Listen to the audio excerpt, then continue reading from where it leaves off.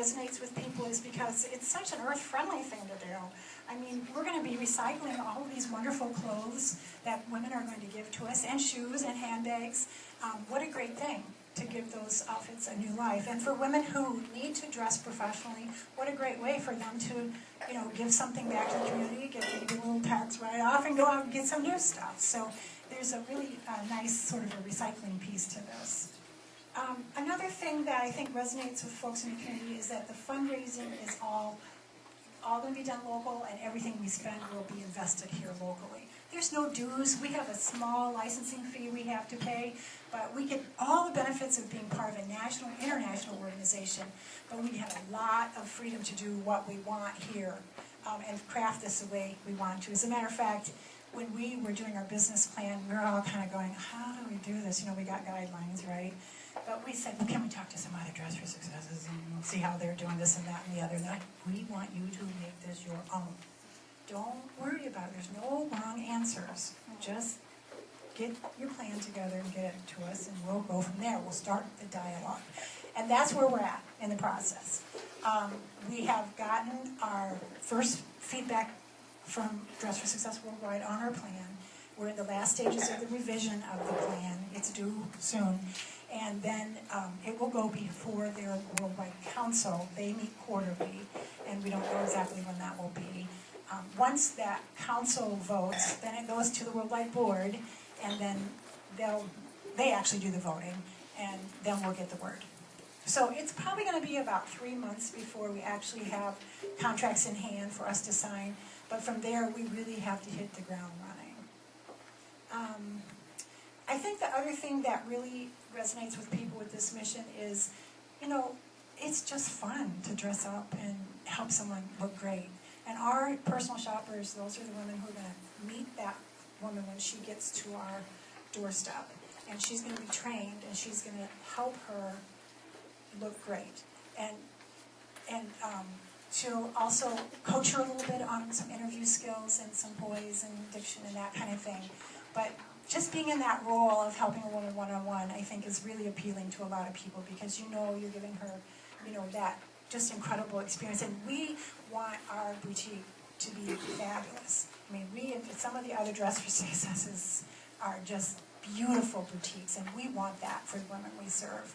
We think that says a lot about how much we value where they're at in their life and what services we're going to provide to them. So they're going to walk in, and they're just going to be in heaven. And they're going to be treated like a queen, and they're going to walk out of there just full of confidence. So we're really, really excited, and I think it's something that people want to give their time and effort to. Lastly, we know that volunteers want to be involved in things that are meaningful to them, and that they are used efficiently, and we recognize that. We know volunteers are the heart and soul of what we'll be doing, so that is high on our priority list, to have professional volunteer management. At first it will be a volunteer manager, but we absolutely will use all of you as efficiently as possible in ways that are meaningful for you. So that's why Dress for Success. Any questions before I go to the next stage? Why now? Okay. I do.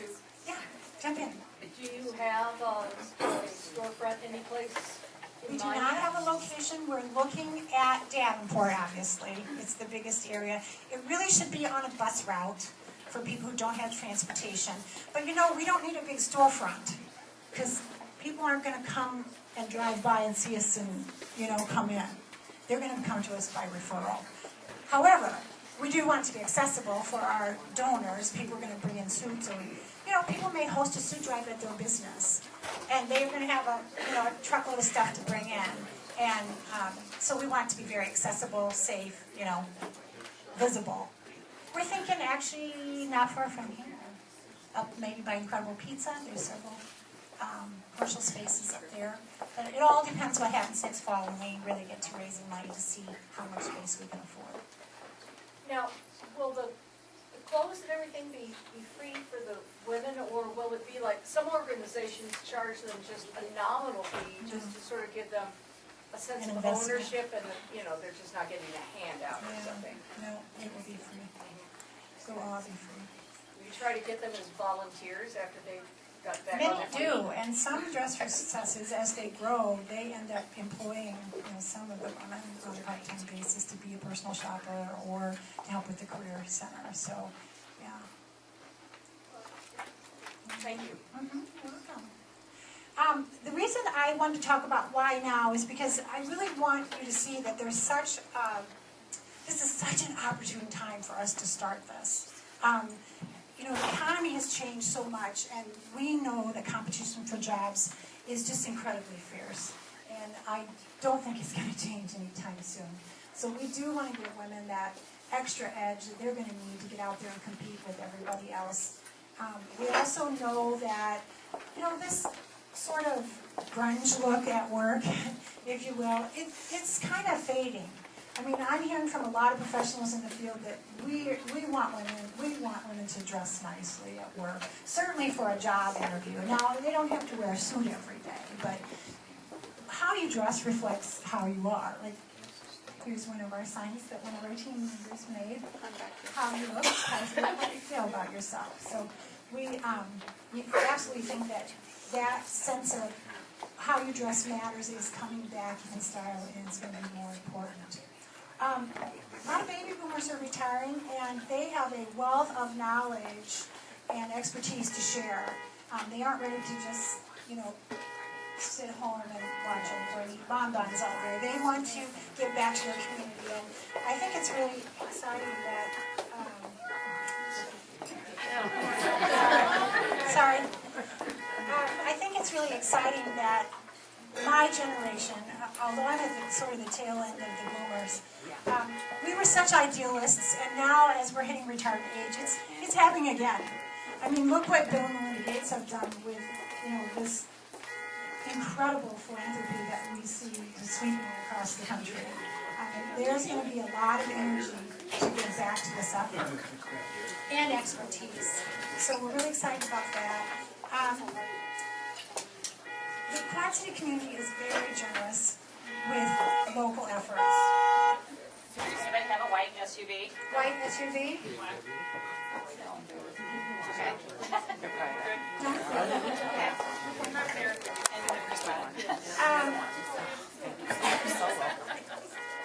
So in any case, we really feel like the community is going to support this. They believe in things that are here local. Everything we raise will be done here local.